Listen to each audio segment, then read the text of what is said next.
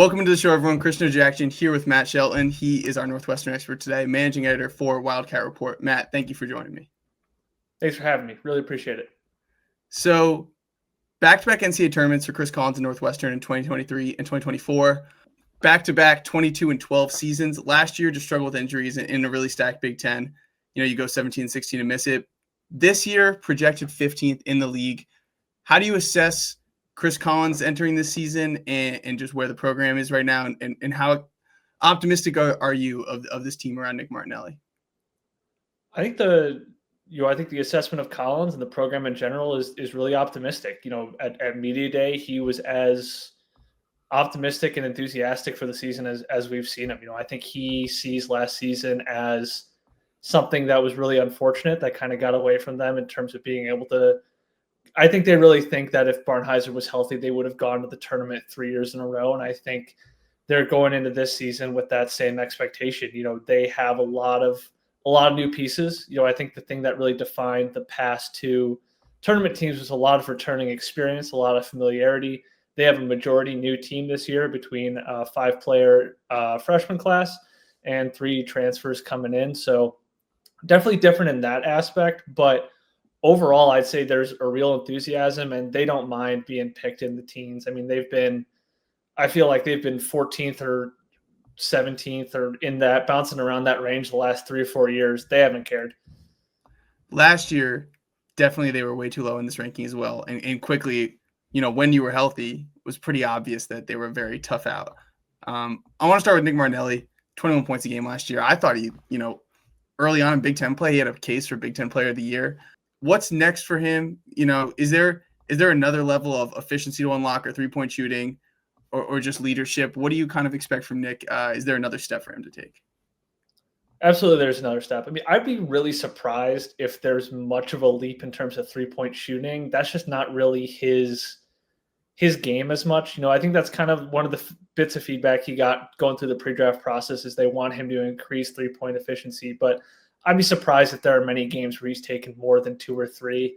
It's more of something that's in his repertoire to keep the defense honest than I think we will ever see him be like hitting down or knocking down 4 or 5 a game. The next step for him is his passing and obviously leadership. I think it's kind of the analogy, this is from one of the Steve Jobs movies, is, learning to play an instrument versus being able to conduct an orchestra. And Martinelli's been a great singular player last year. Now it's his team. And that's just a different experience for a player. He got to learn from 2 greats at it in Boo Buie and Brooks Barnhizer, these past years. So for him, the next steps, again, look for a little bit of a rise in 3-point shooting, but not a ton of attempts. The next steps will be leadership. And then obviously for him passing, he's a great scorer, a great rebounder. He averaged 1.7 assists per game last year. A lot of that is how he operates in double teams. He kind of, and also a lot of that was the scoring that was around him down the stretch just wasn't at a very competitive level, to be honest. With injuries that decimated the team, he just didn't have a lot of other options. But also, his response to double teams was sometimes to kind of twist his way around, pivot, try to sneak his way through. And obviously, he's a 20 a game scorer. He was great at that. But the next level decision for him is finding ways to quickly identify when those doubles are coming and find an open guy. Love that. And he's a guy that a lot of teams have to double. He's just so good. Such a unique player. So I'm working on a list right now of the best college basketball players this year who probably won't get drafted, and he's at the top of the list. Not to knock his potentials, for being a pro guy, but it's just something I love about college basketball that a guy like Nick Martinelli with such a unique game can give teams that have NBA talent, just complete fits. The next guy I want to talk about, speaking of NBA talent, is KJ Wyndham. He is a guy I've circled, and a lot of people have circled as a clear breakout candidate. He was awesome down the stretch last year. 2-part question here. 1, why the hell didn't he get more minutes last year early on in the season? And 2, what kind of a step do you expect from him in year 2? The first one is, it's kind of funny comparing last year to this one in this respect, because for the past 3 seasons, Collins is hated. Well, not actually hated, but he's hated playing freshmen. He has kept extremely tight rotations. He's played his veterans extremely long minutes. I mean, you saw 2 years ago, I think it was Brooks and Boo were both in like the top 15 in the NCAA in minutes. Last year, it would have been Brooks and Martinelli. It just ended up being Martinelli. Again, he was crazy up there. He just has not trusted his depth at all. And so I think, and part of that is they have a pretty complicated defensive system. And if Collins doesn't think you know where, again, just being point blank, if Collins doesn't think you know where to stand and know where to be, then he's not going to put you on the court. And I think Wyndham fell into that a little bit last year. If he was kind of, thrust into service when Brooks got hurt, he was kind of that initial starter. And then once Brooks came back, he kind of put Wyndham back on the shelf, let him get more time, let him get more, just outright, let him get bigger, more physical.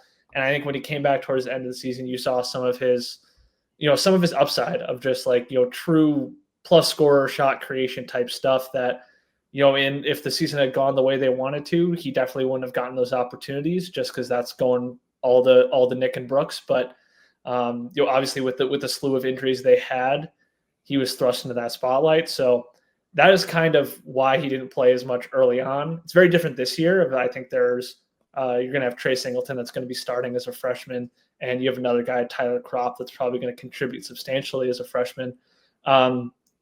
Where I see KJ this year, it'll actually be interesting.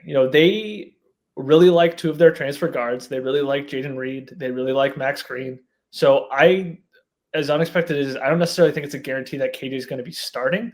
He is definitely going to be playing mid to high 20 minutes, in my opinion, at the very worst, 6-man potential as kind of a flamethrower off the bench. But they definitely have it's a good problem for them to have, they hope, but they definitely have a log jam of, 4 or 5 guys at guard that they think could all play a ton of minutes. KJ is definitely one of those guys. I think his ceiling is definitely the highest with some of the scoring he showed. I think he scored, it was 10 plus points in 5 of his last 9 games there. So again, ceiling's really high. He's a really exciting player, but maybe another year before he's kind of a franchise type player, if that's what you're looking at. So Trey Singleton, if I'm not mistaken, is the top recruit in Northwestern basketball history. What does he bring to the table as a 6'8" guy? And then another 2-part question here: is he a guy that you can play alongside Martinelli still with, whether it's Page or somebody else at the 5? What is his game, and can he play the 3 and the 4? Yeah, I think going into the season, their starting lineup is going to be him at the 3, Nick at the 4, then Arrington, Page at the 5. Yeah, I mean, I think it depends on the all-time ranking. It's either him or Pete Nance, depending on where you look at it. But, his hype is at that level. Again, to my point about Collins hating to play freshman, he has been very open that he sees Trey as a day one starter. He thinks he's physically ready. He has all the skills in the world. When you talk about what position can he play, they think of him as a 3-4 that can absolutely play off of Nick, whether he's playing as a 4 or 5.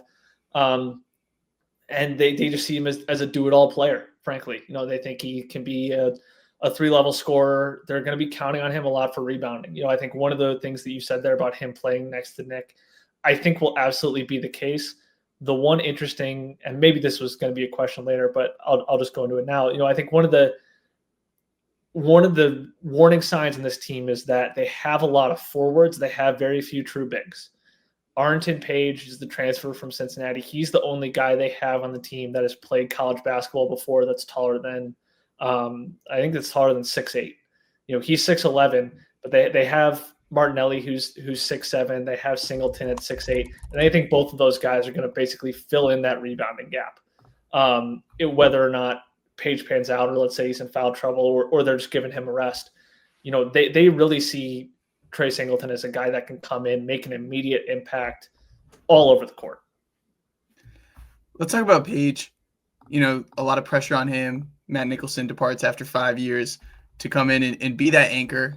It's a simple sell. I feel like what Chris wants out of that 5 spot, screen hard, rebound, and finish when you catch it on the block. And, Page was a guy who came in to USC as a pretty, a 4-star recruit, and then goes to Cincinnati, where there was kind of a logjam at the big man spot, and he didn't play at all February on.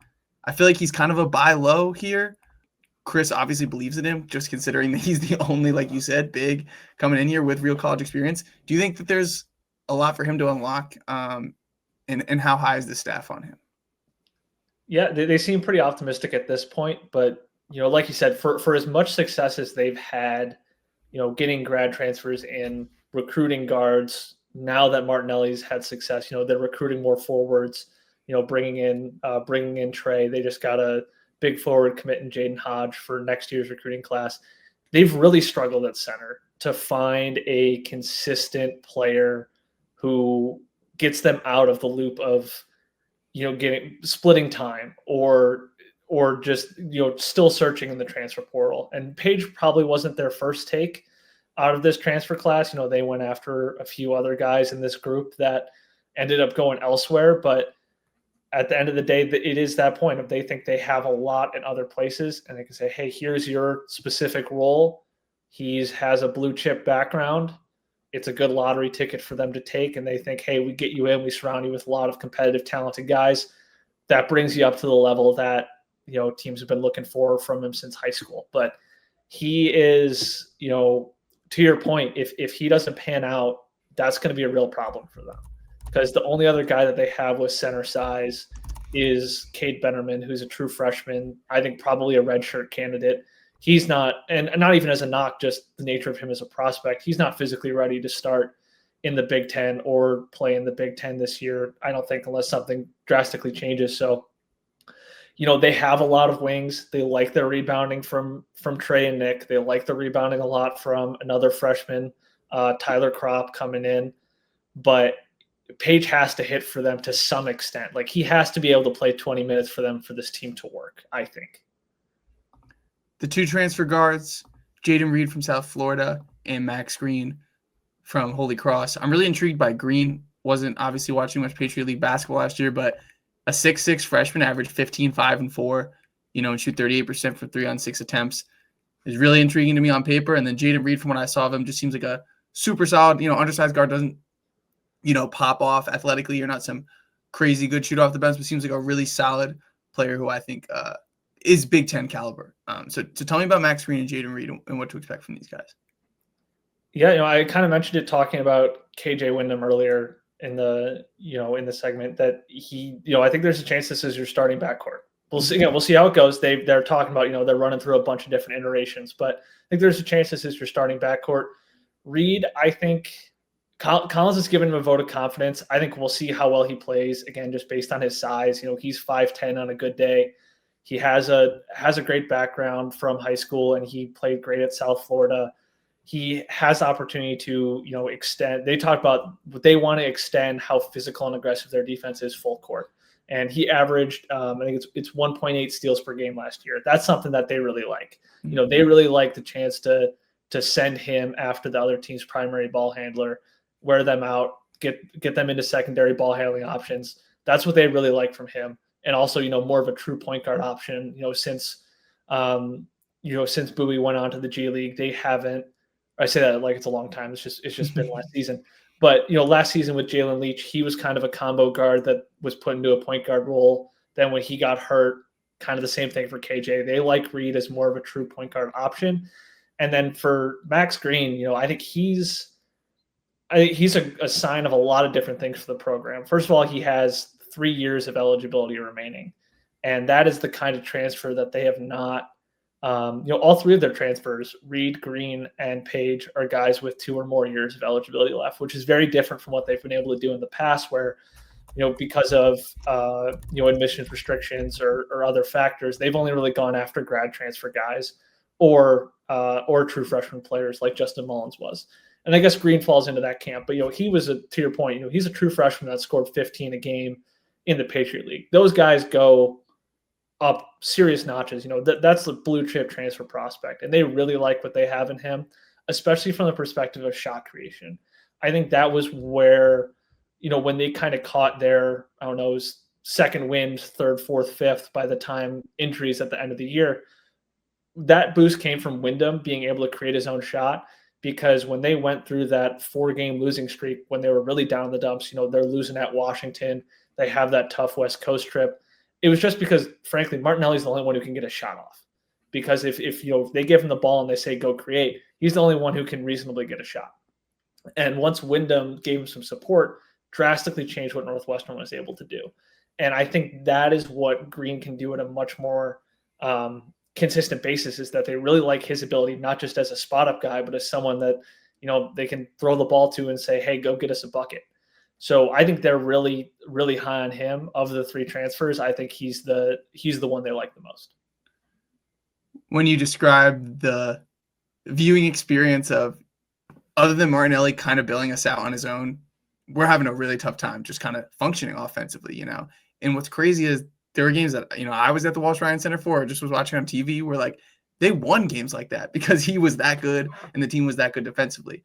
And I know we're a little bit removed from Boo Booey, but he was just so unbelievably amazing that last year at Northwestern, where just, grenades or just putting him in that side ball screen or whatever at the end of the clock or ISOing, and just the amount of times he would continue to just bail out Northwestern essentially. The question I'm getting to here is Reed, Wyndham, and Green. It seems like more than ever you have more options out of the backcourt to handle those kind of situations, which hopefully takes pressure off Martinelli and also just kind of surrounds him with, when he is getting doubled, finding guys that can capitalize on those advantages created. A roundabout way of me saying, like, do you feel like there's like a higher ceiling unlocked potentially of like just having more playmakers in the backcourt than you're used to having? Yeah, I don't know if I'd say higher ceiling in that, like, I don't know if they'll necessarily win more than they did with that, with some of those Brooks and Bowie teams. But I think they are looking forward to playing a little bit differently. I think they were definitely more of a like drag you down into the mud type of team, basically the last 2-3 years, of where they're like going to play really physical defense. We have 2 or 3 guys who are really tough, who are veteran players, tough shot makers. We're going to play them for like 38, 40 minutes a game. And we're just going to slow everything down, let those guys cook, and they're going to be better than your best guys. And obviously, when you run into a UConn, that doesn't go as well, but they won a lot of games that way. And I think what they're actually kind of looking forward to this year, and I think they also felt they had to do that by necessity, is that they didn't necessarily feel as comfortable in their depth that they had an 8th, 9th, or 10th guy that they could put out there. I think it's different this year. I think one of the things that Collins was talking about at Media Day is that he's looking forward to playing not 8 or 9 guys every game, and that they don't have to play Nick literally every minute of every game to have a chance. They have more shot creation. They have more defense. They have more guys that can get out and go and push the pace rather than being in that slow, drawn out fashion. And we'll see if they're still able to win at the same rate, because, that style of play was very successful for them. But, to your point, like, I just think, especially in the backcourt, the depth that they have is totally different than years past. And that's going to be where they try to, press their advantage, is that it's like, we don't have to throw these guys out there for 38 minutes anymore. We have 4 different guys that in a variety of different ways, we want to get 20 to 25 minutes and just say, hey, this is your shot, cut loose, take over the game while you're out there. And when you're tired, we got another couple guys with these different looks and setups that we can go to instead. Of the players we have not mentioned yet, who's filling out that top 8, 9?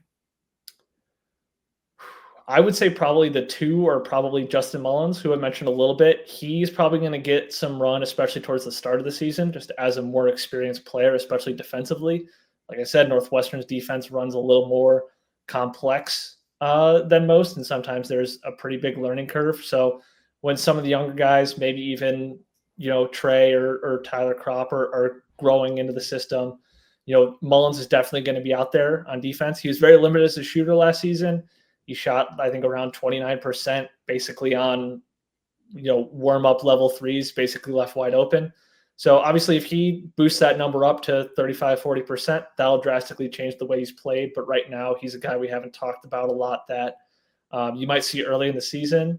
And then mentioned him a few times, but, they have been really excited about Tyler Kropp physically coming in as a true freshman and his chance to immediately contribute. He was an under the radar guy that they were already pretty excited to have. Then this summer, he's from Ohio, but I think his mom's Argentinian, so he plays for the Argentinian U19 team at the World Cup, and he was the leading scorer on average in the tournament.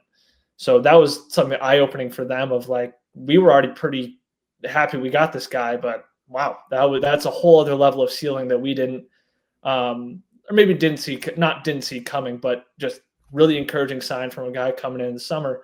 And that's another guy that Collins is normally very hesitant to endorse true freshmen. That's a guy he's confidently saying, could be a part of a rotation. And then maybe further down the line, he's also mentioned that true freshman Jake West might play some point guard. I'd be surprised if he redshirts. I think he will get in games. I'd also be surprised with how much experience they have ahead of him if he was anything more than playing 10 minutes here or there early in the season. I just think they have too much talent ahead of him right now. But that's another name to watch. 7th best three-point shooting team in the country 2 years ago, sandwiched by 199th and 282nd. Okay. Where on the spectrum do you think this team falls? Probably, I think they'll be much better. I think that was one of those things where they had, I think that was Bowie, Langborg, Barry. Yeah, all over 42%. Those three guys were all 40%, and they could, when those guys were healthy, man, could they shoot the ball. And since then they've been, that was the joke last year with Martinelli and Barnheiser, was that they were just playing old school mid-range ball. So I think probably happy medium. They have so much more shooting in their backcourt than they did in years past. They just have a lot of great options that they think, but I think they see Wyndham and Green as two guys that can threaten that high 30, 40, low 40 range. And then they see Reed as a shot creator. And obviously that changes Martinelli's shot profile, but I'd be surprised. I mean, I don't think they'll hit those heights again. So I'll say probably like in the 50 to 100 range. And then any other stylistic notes defensively or offensively? Anything else you expect could be kind of different this year? Not necessarily in that. Like I said, I think their pace of play is going to go up a bit with their backcourt depth, and they're also going to use that to, as I said, to extend their defense up. Definitely talked about the concerns with Page as the only center option. They think, they mentioned the chance to maybe run some Martinelli at the small ball 5 lineups. Like I said, they have a lot of rebounding at forward. We'll see if that can make up for it if Page is off the court or doesn't pan out.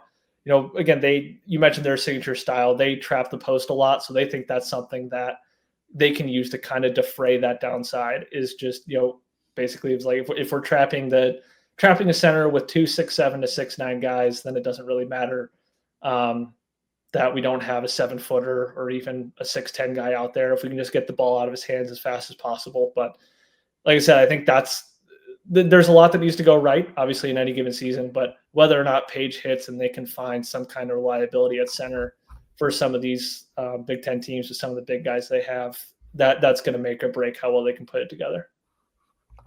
The Big Ten's a monster, but I feel like Chris Collins, especially the last few years, has proven, don't sleep on Northwestern, because this staff knows how to get the best out of their players and be a really tough out in this league. And Nick Martinelli, I think, is pretty obviously one of the best players in this conference, and I'm excited to watch him play and hopefully progress. Any other final notes before I get you out of here, Matt? No, I think you covered it all. Awesome. All right. Thanks for your time. Thanks for having me.